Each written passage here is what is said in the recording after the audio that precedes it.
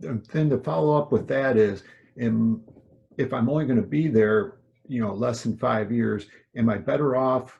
Because I know there are different terms that I can get, like for 15 years, Yes. 20, 30, like what are different terms can you get a loan for? Is it just 15 and 30? So back in like 60s, 70s, 80s, you can do a Hey, don't be 50-year bringing my mortgage. age into this.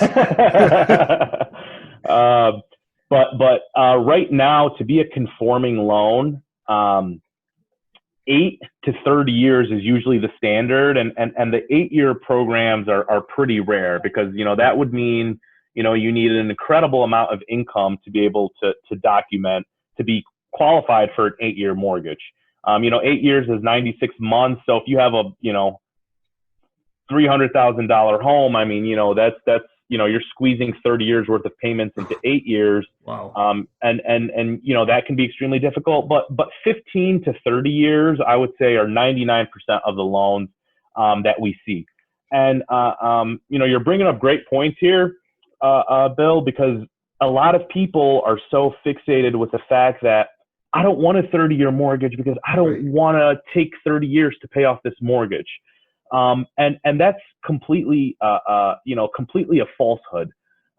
If you're in a 30-year mortgage, you can always make an extra payment or pay the projected payment on a 15-year payment and still pay off that home in set amount of time. So if you have a 3% rate on a 30-year and a 3% rate on a 15-year, the only thing that 15-year does is it forces you to pay extra money every month to that principal balance. So if you look at two amortization schedules of a 15-year mortgage and a 30-year mortgage with the same loan amount and the same interest rate, the amount of money you pay every month to interest is going to be the same in the 15 and the 30-year. The only difference is that 15-year mortgage is forcing you to place more money every month to the lender so that you can pay down that balance quicker.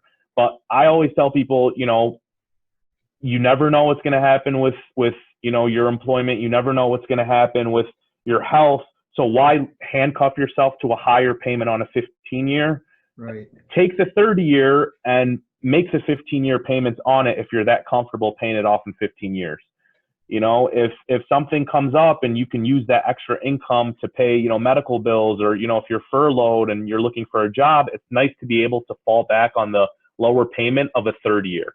With that being said, however, if there is an incentive, an interest rate where your lender might say, hey, you qualify for a 2.75 is your lowest rate on a 15 compared to a 3.25 on a 30-year, then based on your finances and your income situation, maybe it would make sense to take that 15-year just because you're getting it at a much lower interest rate than the 30-year. Okay.